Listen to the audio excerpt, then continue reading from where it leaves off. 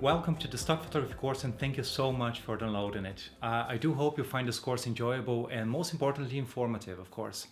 What I aim to achieve here is to give you the right tools and knowledge to start your own stock photography business. But before we start, I need to give you a legal disclaimer. I am a photographer with a background in psychology. We will be discussing some legal and financial aspects of stock photography and image licensing, but I am not claiming to be an authority in law or finances. Nor am I claiming to have any credentials to give you legal or financial advice. All I will be discussing here is based on my own experience, and the information is shared in good faith, of course, and based on my understanding of the way that legal and financial aspects of stock photography market works.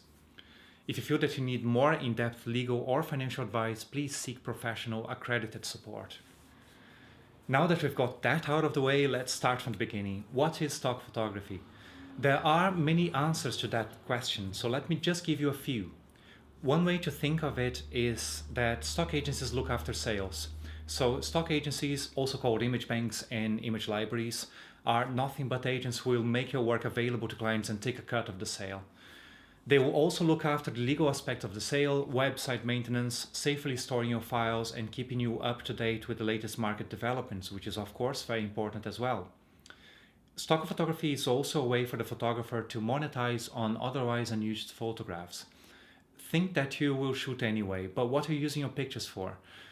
You can keep using them for whatever you're already using them for, but also make money with them on the side. Stock photography provides access to a pool of clients that would otherwise be inaccessible to you. So think of small businesses. Other than the fact that you might not find these clients easily, their budget is likely to be too low to afford your services. Stock agencies will help fill that budget gap by making a wide range of photos of the same subjects and concepts available to those clients.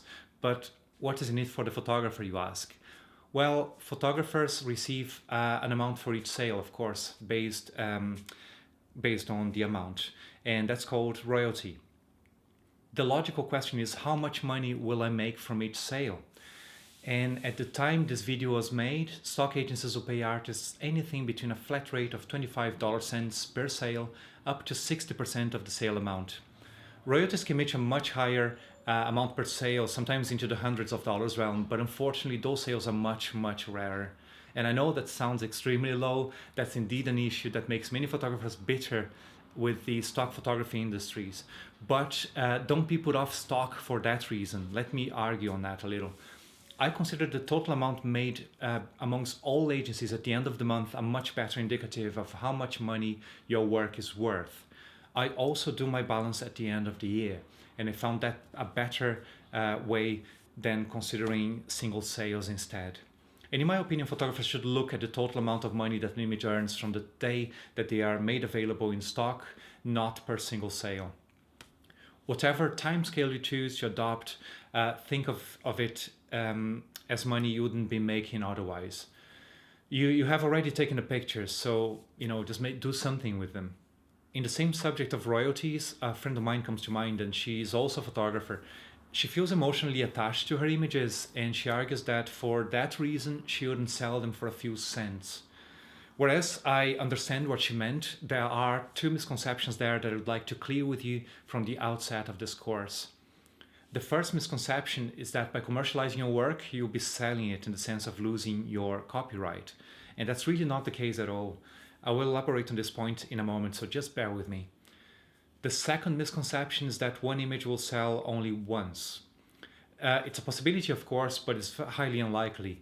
The images that get licensed at least once are likely to get licensed several more times because there's something there.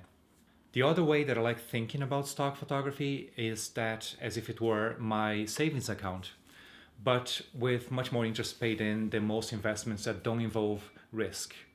That is, of course, a very loose metaphor. You'll not make any money at all if you're not making sales. But once your work gets accepted, royalties will be coming in at every single sale without your direct interaction. Finally, stock photography is my retirement plan.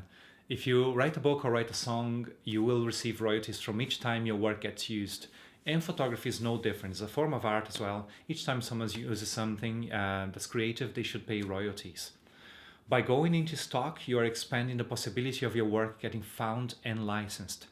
These royalties will keep on coming in for as long as your agency exists, barring, of course, legal developments that might cause your work to be removed.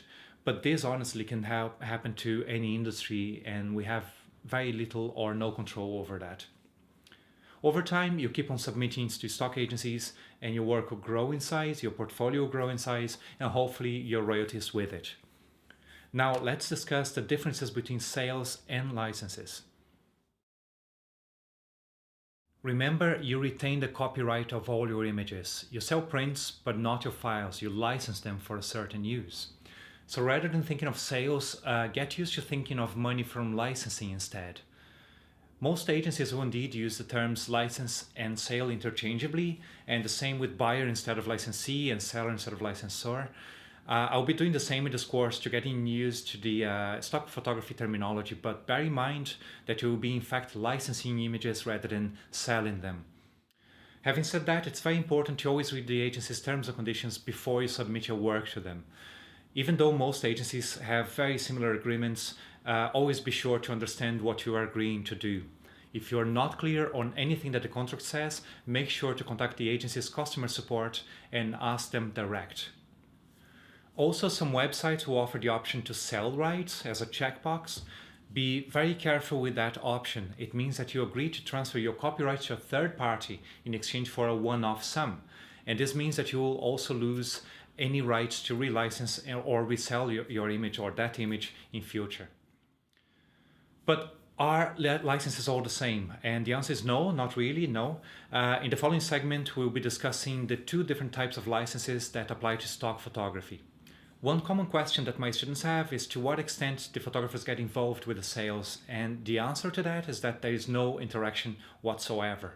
Sales will happen in an automated manner and online. There is no human interaction from the photographer side or the agency side. Clients simply open their account on the agency's website, they buy a package that allows them to download a certain number of images, or they choose an image, one image only, and pay for the type of usage that they need. And then they can download the image straight away. You will not be informed of who the client is or where your images will be used. This is a very important point to be aware of when selling in stock. You have no control on who licenses your images. And this also means that your work might get used to support causes that you don't necessarily support. It hopefully never happens to you. It never happened to me, certainly, but it is a possibility. And this is also a very, very important point to make sure to clarify when working with models, and we'll discuss this when we talk about model releases. So how does it work? Do you simply upload your images and get them automatically put up for sale? And no, unfortunately not. That would defeat the purpose of this course altogether. There's a little more work you need to do before your work gets put available for sale. Your images will go through a quality control process, and we'll be discussing this inspection process and how to avoid common rejection reasons later in this course. But before we talk about uploading your images, we need to go through some of the nitty-gritty of stock.